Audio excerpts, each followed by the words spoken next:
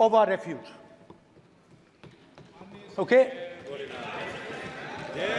Sir Shiv ji की photo नहीं दिखा सकते सर? एक मिनट माननीय सदस्य। सर शिव जी की फोटो मना है सर? एक मिनट। आपने कहा इस नियम प्रक्रिया से सदन चलना चाहिए। नियम प्रक्रिया में कोई भी प्ले कार्ड, कोई भी चिन्ह को सदन में नहीं दिखाया जा सकता।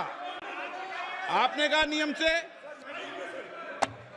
ऐसा नहीं है। माइक दीजिए सर। जी सर क्या इस हाउस में शिव जी की फोटो दिखाना मना है? माननीय सदस्य, आप बस ये बता दीजिए माननीय सदस्य सर, मना है या नहीं? कोई भी चित्र को दिखाने के तो शिव जी का चित्र नियम इस है। साधन इस हाउस में दिखाना मना है?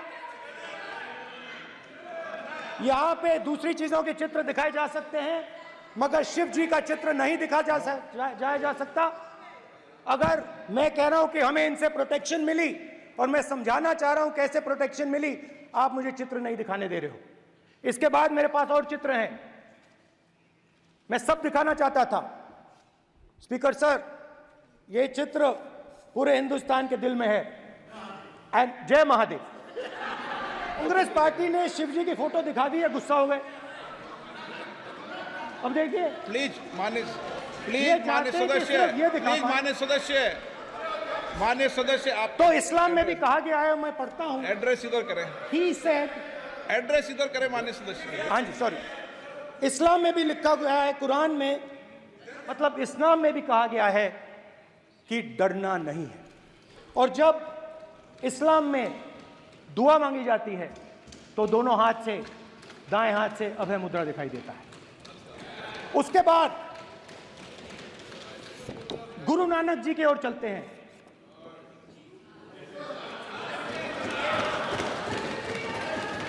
वाहेगुरु जी की फतेह, वाहेगुरु जी का खालसा।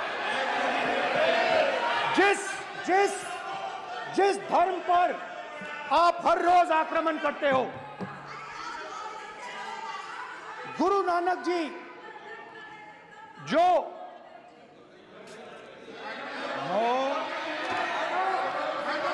प्लीज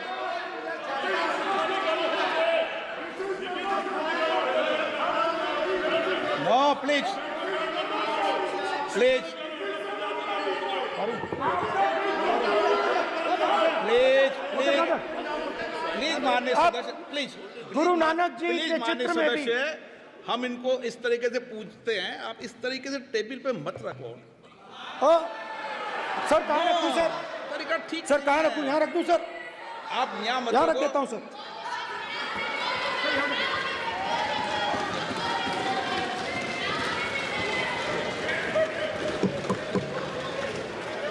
सर गुरु नानक जी के चित्र में भी आपको अभय मुद्रा दिखाई देगा। गुरु नानक जी भी कहते हैं कि डरो मत, डराओ मत। और पंजाब से गुरु नानक जी मक्का तक गए, थाईलैंड तक गए, अफगानिस्तान गए, श्रीलंका गए, किसी से हिंसा नहीं की, अहिंसा की बात की, सत्य की बात की, और किसी को उन्होंने अपनी जिंदगी में नहीं डराया। उसके बाद जीसस क्राइस्ट की इमेज देखिए, उसमें भी आपको अभय मुद्रा दिखाई देगा। जीसस क्राइस्ट की इमेज में भी अभय मुद्रा, डरो मत, डराओ मत। और जीसस क्राइस्ट ने कहा कि अगर आपको कोई थप्पड़ मारता है तो दूसरा गाल दिखा दो। उसके बाद बुद्ध भगवान, अभय मुद्रा।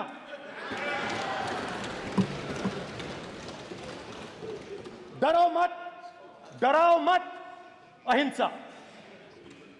मतलब, और अंत में महावीर, डरो मत, डराओ मत, अभय मुद्रा। मतलब हिंदुस्तान के इतिहास में 3 फाउंडेशनल आइडियाज हैं।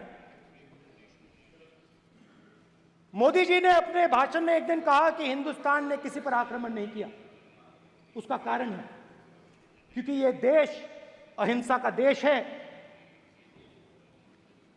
यह देश डर का देश नहीं है। तो हमारे सारे के सारे महापुरुषों ने अहिंसा की बात की, डर मिटाने की बात की। डरो मत, डराओ मत,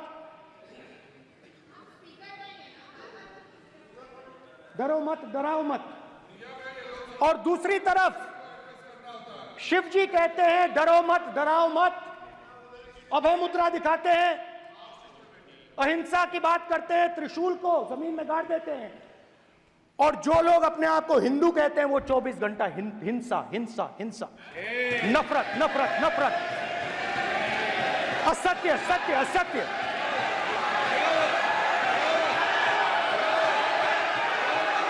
आप हिंदू हो ही नहीं।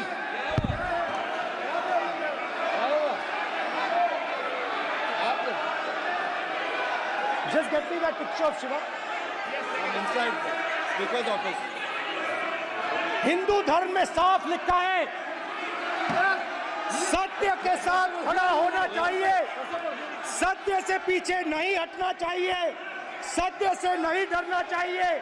अहिंसा हमारा प्रतीक है। अभय मुद्रा ऐसे कीजिए, अभय मुद्रा।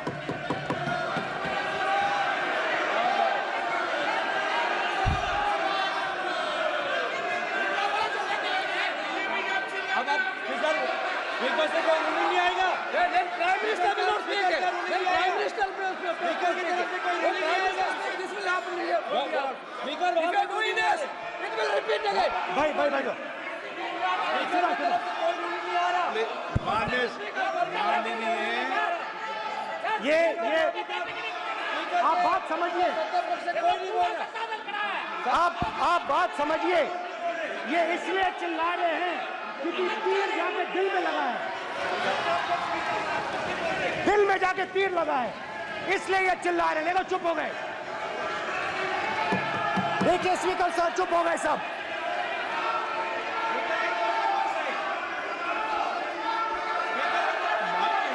एक मिनट।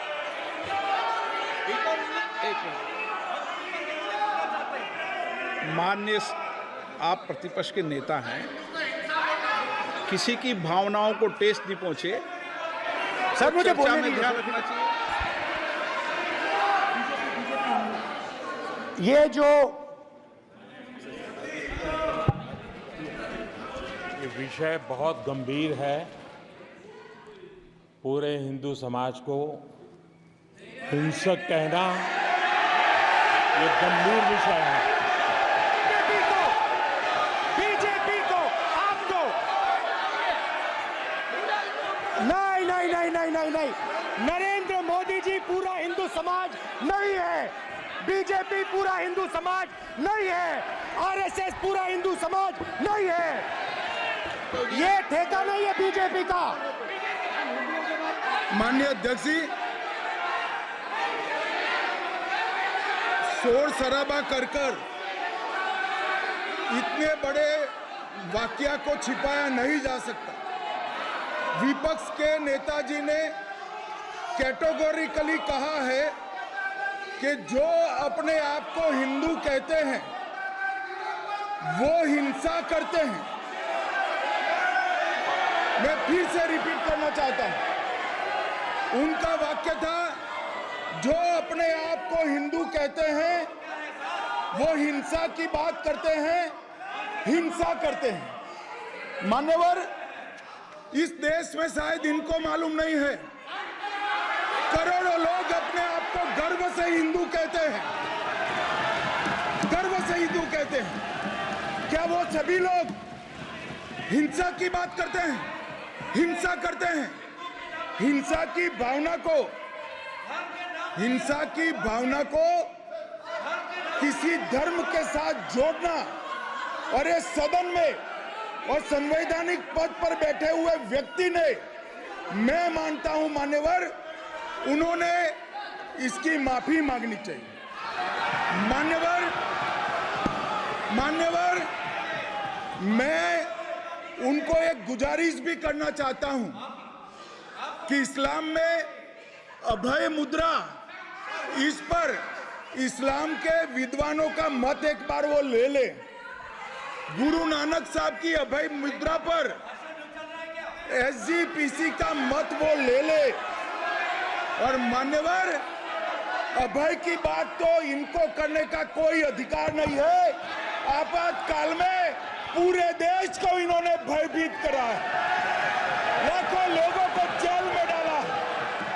और आतंक, वैचारिक आतंक अगर कभी था, वैचारिक आतंक कभी था तो आपातकाल के वक्त था।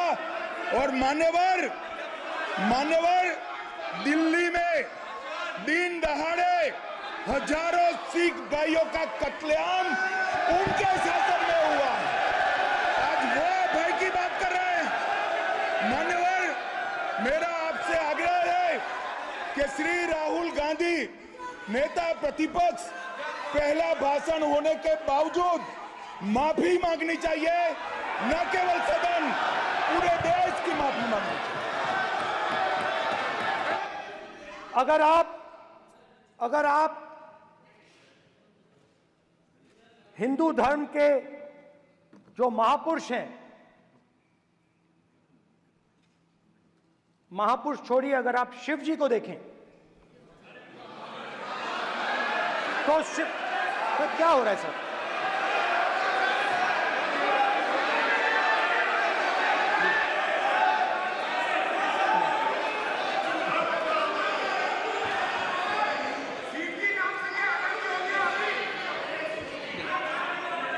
अगर आप शिव जी को देखें तो उनकी इमेज से आपको पता लगता है कि हिंदू डर नहीं फैला सकता, हिंदू हिंसा नहीं फैला सकता, हिंदू नफरत नहीं फैला सकता। और बीजेपी 24 घंटा नफरत, हिंसा, नफरत, हिंसा, नफरत, हिंसा। स्पीकर सर, कहां तक इन्होंने डर फैला दिया है?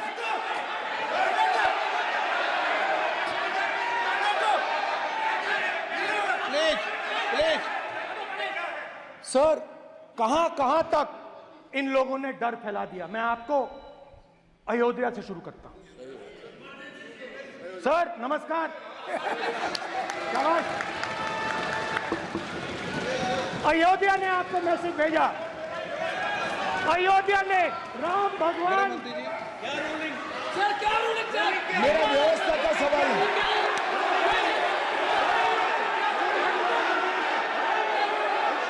इस सदन के नियमों की पुस्तिका, इससे कुछ सदस्यों को क्या मुक्ति दे दी गई है? आपके गाइडेंस के बाद भी बार बार तस्वीर बताना, पूरे बीजेपी को हिंसा कर रही है ऐसे कहना, खड़े होकर एक दूसरे के बीच में हस्तधून करना, सारे नियम इनको लागू नहीं होते हैं। नियम मालूम नहीं है तो ट्यूशन रख ले साहब। सदन इस तरह से नहीं चल सकता है।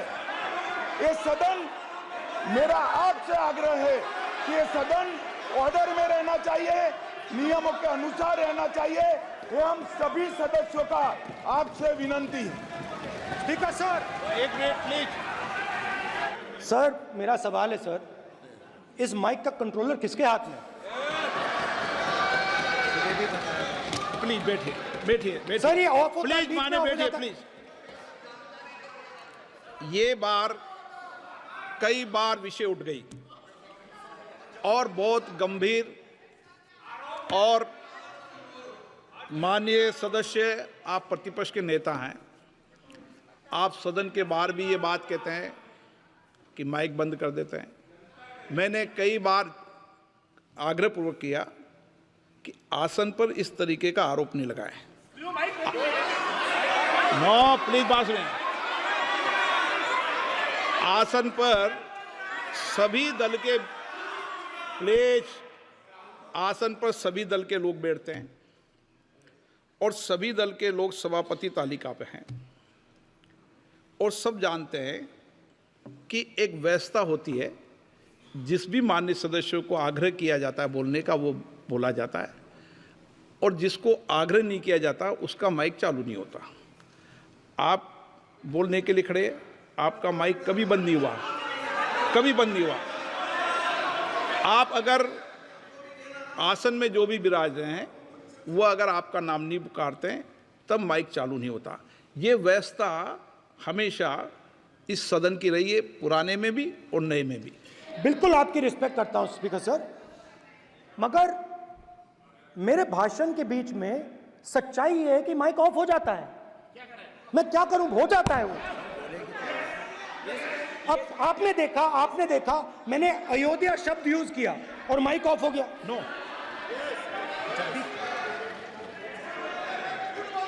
अरे ये प्रधानमंत्री मोदी जी के टाइम पे आधा आधा कह आएगा क्या? तो अयोध्या ने राम भगवान की जन्मभूमि, प्लीज ब्रदर, राम भगवान की जन्मभूमि ने बीजेपी को मैसेज दिया और ये आपके सामने मैसेज बैठे हुए हैं। मैंने इनसे पूछा, कल कॉफी पी, इनसे मैंने पूछा बताइए, मैंने पूछा कि बताइए ये हुआ क्या। बीजेपी ने राम मंदिर का इनॉग्रेशन किया, बोलने दीजिए, राम मंदिर का इनॉग्रेशन किया। अरे भाई आप हार गए, उसको शर्म करिए। नाम बोलने की कोई जरूरत नहीं है, मैं भाषण दे रहा हूं, आप नहीं दे रहे हो। मुझे बोलना है जो बोलना है, मुझे नाम लेने की कोई जरूरत नहीं, मुझे जो बोलना है मैं बोलूंगा। तो अयोध्या ने मैसेज दिया और मैंने इनसे पूछा कि हुआ क्या, और इनका जवाब आया। मैंने उनसे पूछा कि आपको कब पता लगा कि आप अयोध्या में जीत रहे हो, और आपने कहा पहले दिन से मुझे पता था। सही बात। और मैंने कहा ये क्या हुआ, उन्होंने कहा राहुल जी अयोध्या में एयरपोर्ट बना, अयोध्या की जनता से जमीन छीनी गई और आज तक उन्हें मुआवजा नहीं मिला है। उन्होंने कहा, सही बात, उन्होंने कहा कि अयोध्या में जो भी छोटे छोटे दुकानदार थे, जो भी छोटी छोटी बिल्डिंग्स थी, उन सारों को तोड़कर गिरा दिया गया और उन लोगों को सड़क पर कर दिया गया। इन्होंने यह भी कहा कि अयोध्या के इनॉग्रेशन में अयोध्या की जनता को बहुत दुख हुआ, क्योंकि इनॉग्रेशन में अदानी जी थे, अंबानी जी थे, मगर अयोध्या का कोई नहीं था। और ये कारण था कि अयोध्या की जनता में, उनके दिल में नरेंद्र मोदी जी ने भय डाल दिया। उनकी जमीन ले ली, उनके घर गिरा दिए, और फिर अयोध्या के गरीब लोगों को, किसानों को, मजदूरों को मंदिर के इनॉग्रेशन तक नहीं जाने दिया। मंदिर के इनॉग्रेशन छोड़ो, उसके बाहर भी नहीं जाने दिया। और इसीलिए अयोध्या की जनता ने सही मैसेज भेजा। अच्छा, इन्होंने मुझे एक और बात बोली, 3 बार इन्होंने कहा कि 3 बार नरेंद्र मोदी ने टेस्ट किया, 2 बार क्या मैं अयोध्या से लड़ जाऊं, और सर्वेयर्स ने कहा अयोध्या में मत लड़ जाना, अयोध्या में मत लड़ जाना, अयोध्या की जनता हरा देगी। और इसीलिए प्रधानमंत्री वाराणसी गए और वहां बच के निकले।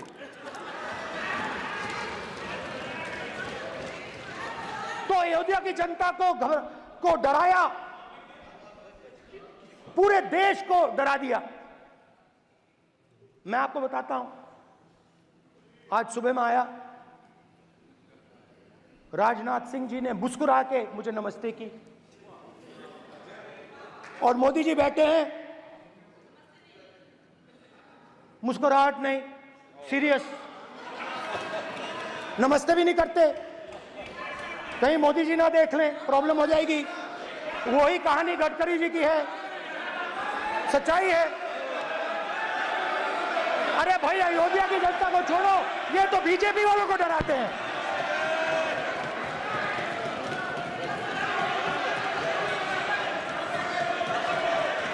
और संविधान ने मुझे सिखाया है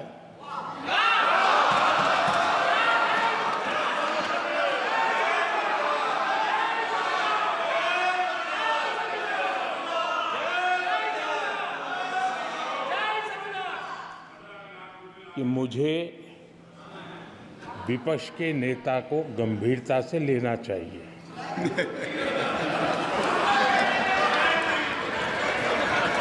आपने कहा कि डिबेट प्रेसिडेंट्स एड्रेस पे होनी चाहिए। ये जो मैंने किया है, अनुराग ठाकुर जी ने अयोध्या की बात की थी, अनुराग ठाकुर जी ने सनातन धर्म पर आक्रमण की बात की थी, इसीलिए मैंने ये किया है। मैं दिखाना चाहता हूं कि अयोध्या में क्या हुआ, अयोध्या की सच्चाई क्या थी। प्रेसिडेंट्स डिबेट में उन्होंने बात उठाई थी, मैंने बात बंद की है। प्रधानमंत्री जी को अच्छी लगी अयोध्या के बाद अच्छी लगी, डर फैलाया और ऑपोजिशन का रिस्पांस एक साथ मिलकर भारत जोड़ो यात्रा, सारे के सारे ऑपोजिशन, पूरा देश एक साथ मिलकर कन्याकुमारी से कश्मीर तक चला। और जो आपने डर फैलाया, उसके बारे में यात्रा में बहुत कुछ सुनने को मिला। अभी तक याद है, सुबह 7 बजे 7-8 बजे की बात थी, यात्रा में चल रहे थे। एक महिला आती है, हमारे साथ चलती है, मेरा हाथ पकड़ती है और घबराई हुई सी थी। तो मैंने पूछा क्या हुआ, वो मुझे कहती है मुझे मार रहा है, मुझे मार रहा है।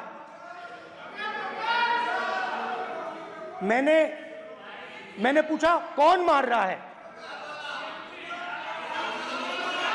कौन मार रहा है? बेटी बचाओ, बेटी की दुविधा सुनाई नहीं दे रही, बेटी का दर्द नहीं सुनना चाहते, भारत की महिलाओं का दर्द नहीं सुनना चाहते। मैंने पूछा कौन मार रहा है, कहता है मेरा पति मार रहा है। मैंने कहा क्यों? कहती है सुबह का खाना नहीं दे पाई। मैंने कहा क्यों? खरीद नहीं पाई, महंगाई है, महंगाई है, खरीद नहीं पाई, खाना नहीं पका पाई, इसलिए मुझे मार पिट रही है। मैंने कहा बहन क्या करूं, कैसे आपकी मदद करूं? कहती हैं आप कुछ मत कीजिए, आप कुछ मत कीजिए, आप सिर्फ ये बात याद रखिए कि महंगाई के कारण हिंदुस्तान में हजारों महिलाओं को सुबह पीटा जा रहा है। उसके शब्द हैं, मेरे शब्द नहीं हैं। गैस सिलेंडर, महंगाई, तो आपने गरीबों को, महिलाओं को डराने का काम किया। शिव जी कहते हैं डरो मत, डराओ मत। आपने हिंदुस्तान की महिलाओं को महंगाई से हर रोज डराया है। कुछ दिन पहले मैं पंजाब में अग्निवीर के परिवार से मिला, सुनिए अग्निवीर के परिवार से मिला। छोटा सा घर था, छोटा सा घर था,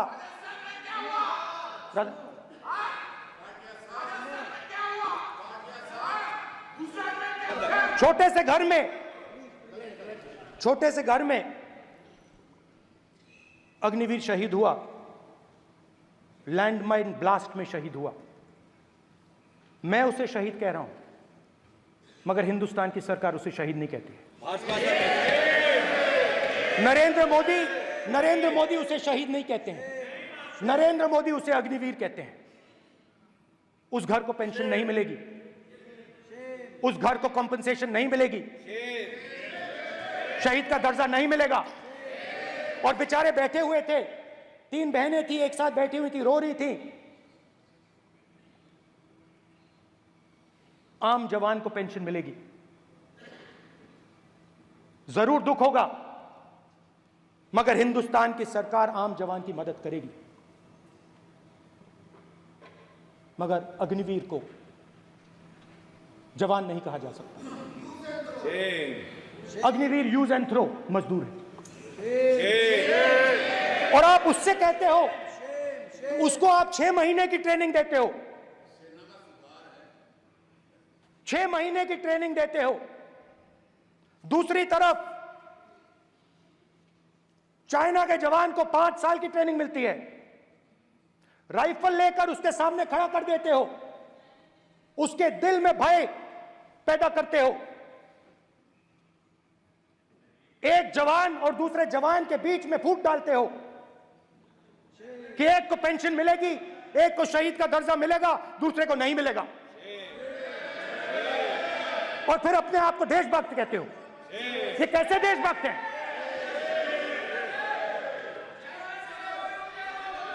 फिल्म स्टार जैसी फोटो थी उस लड़के की, फिल्म स्टार, बॉलीवुड स्टार की फोटो थी। मैं सोच रहा था, देखो इस युवा ने जान दी। स्पीकर सर,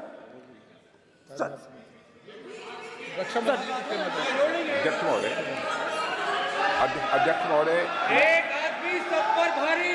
अध्यक्ष महोदय, मैं नेता प्रतिपक्ष से अनुरोध करना चाहूंगा, गलत बयानी करके सदन को गुमराह करने नहीं की सर, कोशिश गलत नहीं है सर, गलत नहीं है स्पष्ट सर, कर देना चाहता हूं कि गलत युद्ध नहीं है के सर। दौरान अथवा सीमाओं की सुरक्षा के दौरान यदि हमारा कोई अग्निवीर का जवान शहीद होता है तो उसके 1 करोड़ रुपए की धनराशि सहायता के रूप में उसके परिवार को मुहैया कराई जाती है। इस प्रकार की गलत बयानी से सभी को गुमराह करने की कोशिश नहीं की जानी चाहिए। संसद महोदय, अध्यक्ष। स्पीकर सर, स्पीकर सर देखिए, स्पीकर सर देखिए, राजनाथ सिंह जी की एक राय है, मेरी एक राय है। सच्चाई अग्निवीरों को मालूम है, हमें बोलने की जरूरत नहीं है। अग्निवीर को किस चीज का सामना करना पड़ता है, शहीद का दर्जा मिलता है या नहीं मिलता है, कॉम्पनसेशन मिलता है नहीं मिलता है, पेंशन मिलती है नहीं मिलती है, वो उसको मालूम है। पॉइंट ऑफ ऑर्डर है मान्यवर। अब सदन के सामने 2 स्टेटमेंट हुए, एक हुआ विपक्ष के नेता का, दूसरा हुआ माननीय राजनाथ सिंह जी का, रक्षा मंत्री जी का। ये कहते हैं कि 1 करोड़ रुपया नहीं मिलता है। श्री राजनाथ सिंह ने अधिकृत रूप से कहा कि मारे जाने वाले अग्निवीर को जो शहीद होता है उसको 1 करोड़ रुपया मिलता है। उनको फैक्चुअल पोजीशन सदन पर रखनी चाहिए मान्यवर। ये सदन झूठ बोलने की जगह नहीं है मान्यवर, यहाँ सच बोलना चाहिए। और अगर ये नहीं रखते हैं तो उनको, ये सत्यापन नहीं करते हैं अपने स्टेटमेंट का, तो उनको सदन और देश से और अग्निवीरों से माफी मांगनी चाहिए माननीय। अग्निवीर की सच्चाई मैंने फ्लोर ऑफ द हाउस पे रखी है,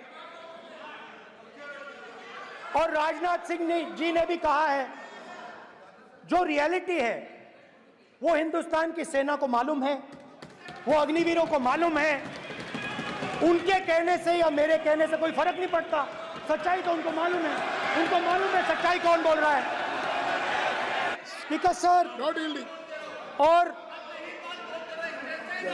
स्पीकर सर, देश की सेना जानती है, पूरा देश जानता है कि अग्निवीर स्कीम सेना का स्कीम नहीं है, पीएमओ का स्कीम है।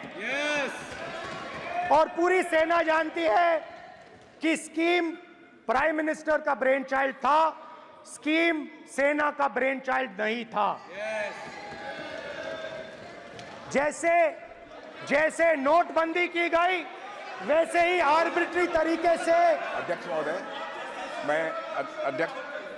अध्यक्ष महोदय, मैं नेता प्रतिपक्ष से विनम्रतापूर्वक अनुरोध करना चाहता हूं कि कृपया वह सदन को गुमराह करने की कोशिश न करें। अग्निवीर योजना के संबंध में बहुत सारे लोगों से 158 ऑर्गेनाइजेशन के साथ सीधा संवाद स्थापित हुआ है, उनके सुझाव लिए गए हैं, तब यह अग्निवीर योजना लाई गई है और बहुत सोच समझकर यह योजना लाई गई है। और मैं यह भी स्पष्ट कर देना चाहता हूं, इस प्रकार की योजनाएं दुनिया के कई देशों में है, यूएस में है, यूके में है, वहां पर किसी को कोई किसी प्रकार की आपत्ति नहीं है। अब बिना अग्निवीर योजना के बारे में समझे, बिना उस संबंध में कोई पूरी जानकारी हासिल किए इस तरीके से सदन को गुमराह करना, इसे कदापि उचित नहीं ठहराया जा सकता। महोदय, मैं तो आपसे यह अनुरोध करूंगा, इसे सदन की कार्रवाई से बाहर निकाला जाना चाहिए। आपको देखिए, सिंपल सी बात है स्पीकर सर, इनको अग्निवीर अच्छा लगता है, आप उसको रखिए, हम उसको बदल देंगे, हटा देंगे। सिंपल सी बात है, हमारी सरकार आएगी, अग्निवीर को हम हटा देंगे, क्योंकि हम सोचते हैं कि अग्निवीर सेना के खिलाफ है, जवानों के खिलाफ है, देशभक्तों के खिलाफ स्कीम है। हम इस स्कीम को नहीं चाहते।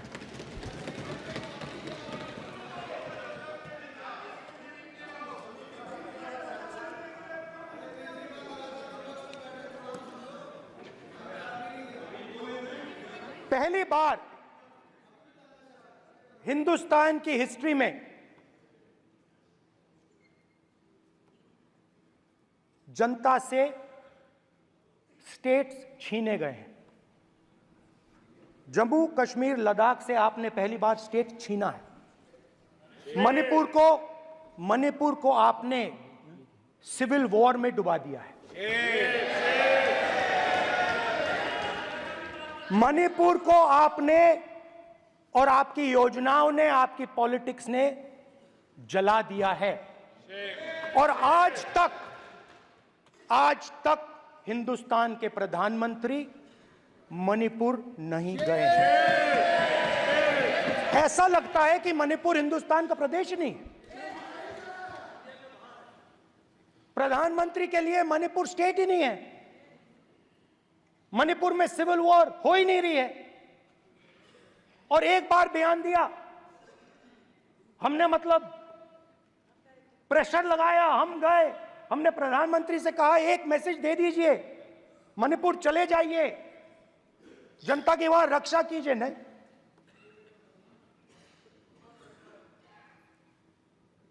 मैं वहां गया, कुकीज और मेहते से दोनों से मिला। आज तक नहीं, आंसर नहीं मिलेगा, मिल नहीं सकता। मणिपुर इनके लिए हिंदुस्तान का प्रदेश ही नहीं है। मणिपुर है ही नहीं, मणिपुर है ही नहीं, ना होम मिनिस्टर के लिए ना प्रधानमंत्री के लिए, है ही नहीं, एग्जिस्ट नहीं करता, वो है ही नहीं। ना प्रधानमंत्री जाएंगे बोलेंगे कुछ नहीं, जैसे कुछ नहीं हुआ वहां पे। मैं रिलीफ कैंप में गया, एक औरत कांपती हुई, रोती हुई मुझे कहती है कि मैंने अपनी आंखों के सामने, हाँ मैं औरतों की बात कर सकता हूं, एक भाई मैं कर सकता हूं, एक भाई कर्तव्य निभा रहा है। आप अपने संगठन में महिलाओं को नहीं डालते हो, मगर मैं औरतों की बात कर सकता हूं। मुझे कहती है मैंने अपने आंखों के सामने, मेरे आंखों के सामने मेरे बच्चे को गोली मारी गई। मैं भागना नहीं चाहती थी, मैं मरना चाहती थी, उसके साथ मरना चाहती थी। मुझे घसीट के वहां से ले गए और फिर मेरे को अपने बच्चे की फोटो दिखाती है, कांपती हुई ऐसे फोटो दिखाती है। ये आपकी योजनाओं का नतीजा है, आपको शर्म आनी चाहिए।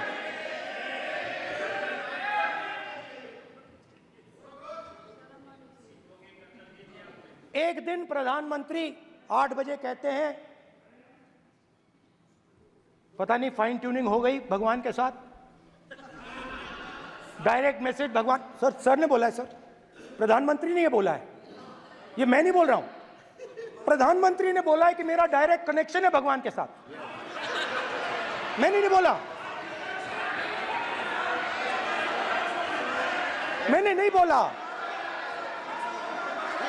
पर सर मैं रिस्पेक्ट कर रहा हूं, ये प्रधानमंत्री के शब्द हैं, मेरे शब्द नहीं हैं। ये प्रधानमंत्री जी ने कहा है, पब्लिक में मीडिया को कहा है कि मैं बायोलॉजिकल नहीं हूं, मेरा डायरेक्ट कनेक्शन भगवान के साथ है। मैं नहीं बोल रहा हूं, प्रधानमंत्री मोदी जी ने बोला है। तो पता नहीं उस टाइम 8 बजे भगवान का मैसेज आया होगा हिंदुस्तान वही मगर फिर श्री राम ने आपको दूसरा मैसेज दे दिया अयोध्या में। भगवान का मैसेज आया होगा, मोदी जी नोटबंदी कर दीजिए। नोटबंदी कर दिया, डायरेक्ट ऊपर से आया मैसेज, ऑर्डर आया खटाक।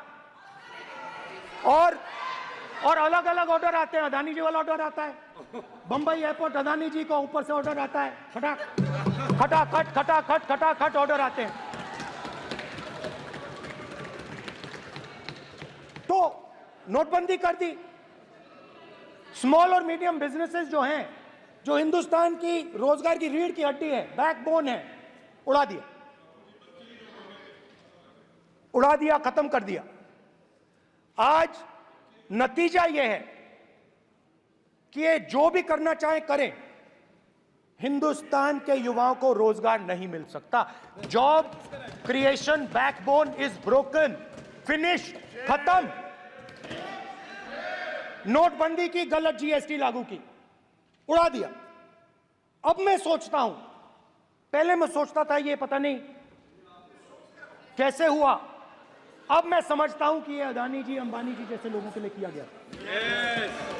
ये रास्ता साफ करने का तरीका था, रास्ता साफ करने का तरीका था।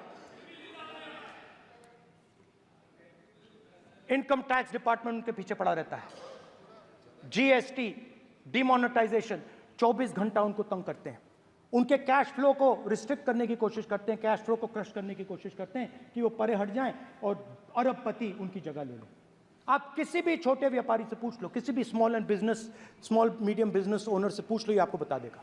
गुजरात में मैं गया, टेक्सटाइल ओनर्स के साथ मेरी बात हुई। मैंने उनसे पूछा नोटबंदी क्यों हुई, जीएसटी क्यों हुई? साफ बोला अरबपतियों की मदद करने के लिए जीएसटी और नोटबंदी की गई है। नरेंद्र मोदी जी अरबपतियों के लिए काम करते हैं, सीधी सी बात। मैं जाता रहता हूं और आपको गुजरात में हराएंगे इस बार। आप लिख के ले लो, आपको ऑपोजिशन इंडिया गठबंधन गुजरात में हराने जा रहा है।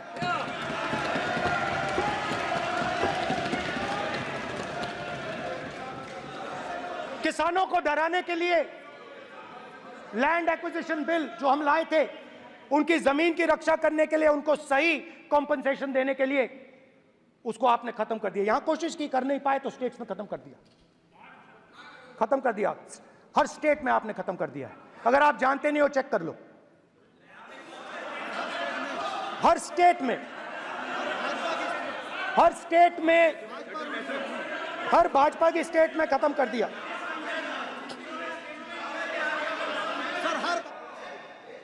जो हमने लैंड एक्विजिशन बिल तैयार किया था सही मुआवजा दिलाने के लिए, उसको आपने रद्द किया।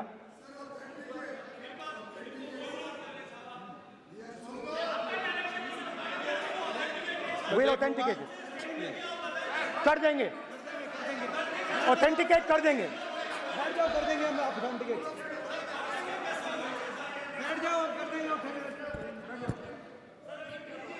उसके बाद किसानों को डराने के लिए, याद रखिए शिव जी कहते हैं डरो मत, डराओ मत।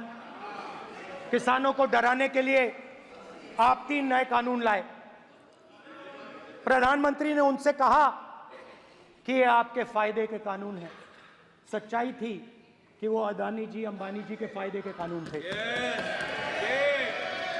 हिंदुस्तान के सारे किसान खड़े हो जाते हैं। आज तक सड़क ब्लॉक है। अगर आप वहां जाएंगे, आज तक आपको दिखेगा कि वो सड़क जिस पे किसान आए थे वो आज तक बंद पड़ी हुई है। हरियाणा में 2 जगह किसान खड़े हो गए, कहते हैं नहीं, ये हमारा नहीं है। आप हमारे से हमारी मेहनत का फल छीनना चाहते हो, हम इस बात को एक्सेप्ट नहीं करेंगे। आप उनसे बात नहीं करते, आप उनको कहते हो, आप बात नहीं करते।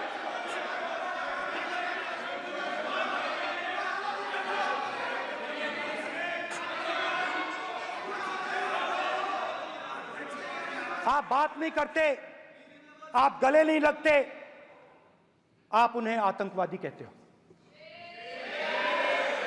आप कहते हो ये सब आतंकवादी हैं।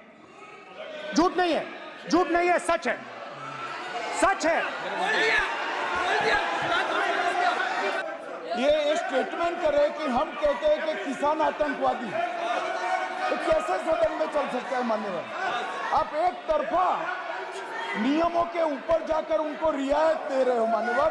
हमें संरक्षित करिए, ऐसे नहीं चलता।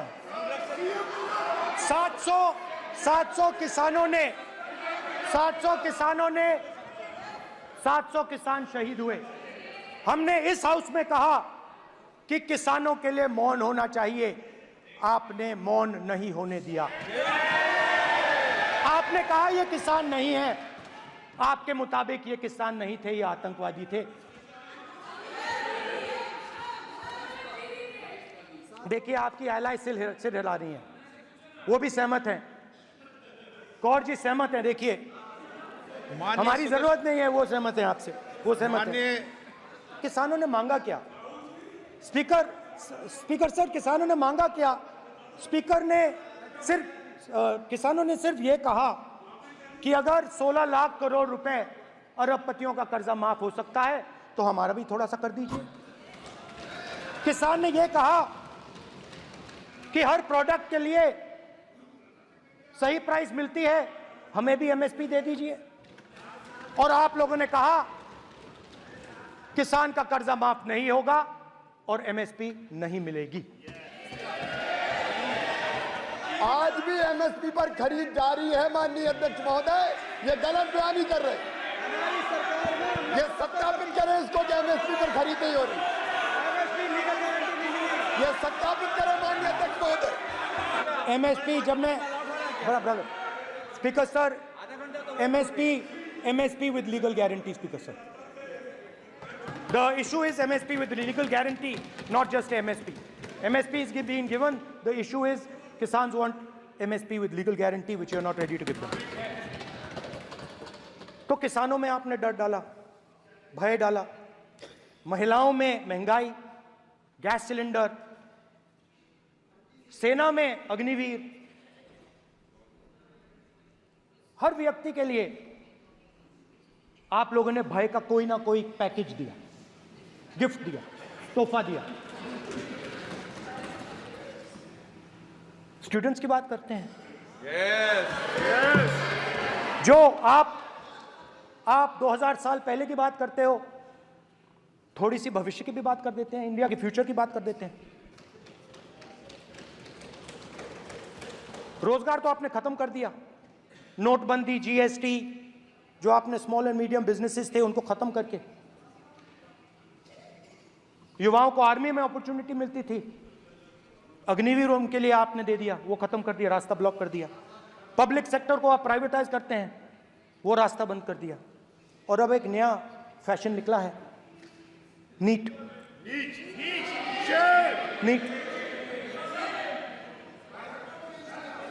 प्रोफेशनल एग्जाम्स को आपने कमर्शियल एग्जाम्स में बदल दिया है। NEET is not a professional exam, NEET is a commercial exam. NEET में एक स्टूडेंट टॉपर हो सकता है, एक्सीलेंट स्टूडेंट हो सकता है,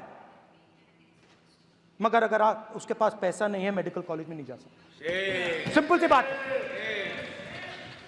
नीट का पास मार्क 22% है। वो पूरा का पूरा exam, sir education minister allowed पूरा का पूरा एग्जाम अमीर बच्चों के लिए बनाया गया है। कोटा में पूरे के पूरे एग्जाम को आपने सेंट्रलाइज किया।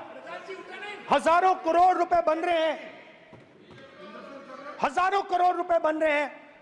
और कमर्शियल पेपर जो आपने बना रखे हैं, कमर्शियल एग्जाम्स, 7 साल में 70 बार पेपर लीक।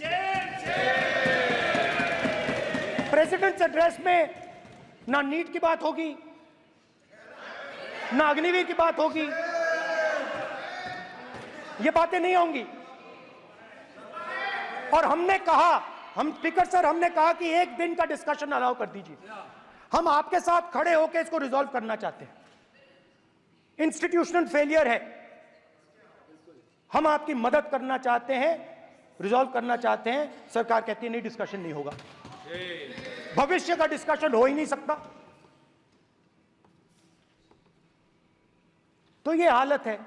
जहां भी ये देखते हैं, ये सोचते हैं कि भाई भय कैसे पैदा करें। स्पीकर सर, मैं आपकी बात को रिस्पेक्ट करता हूं, मगर आपको कहना चाहता हूं कि इस हाउस में स्पीकर से कोई बड़ा नहीं होता। स्पीकर सबसे बड़ा है। हम सबको स्पीकर के सामने झुकना चाहिए। और मैं आपके सामने झुकूंगा और सारा का सारा ऑपोजिशन आपके सामने झुकेगा। ये लोकतंत्र है स्पीकर सर। आप इस हाउस के लीडर हैं, आपको किसी के सामने नहीं झुकना चाहिए।